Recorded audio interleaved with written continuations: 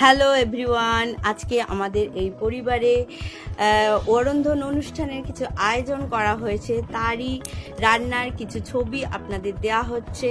তো এই অনুষ্ঠানের যে যে আয়োজনগুলো আমরা রেখেছি সেগুলো যেমন ধরুন আলু ভাজা, পটল ভাজা, বেগুন ভাজা, উচ্ছে ভাজা, করলা ভাজা, তারপরে নারকোল ভাজা, এগুলো করা হচ্ছে এবং আমাদের পরিবারের সকলে মিলে আমরা হাতে হাত লাগিয়ে আমাদের রন্ধনশালায় এই কাজটা আমরা খুব পরিপাটির সাথে করছি।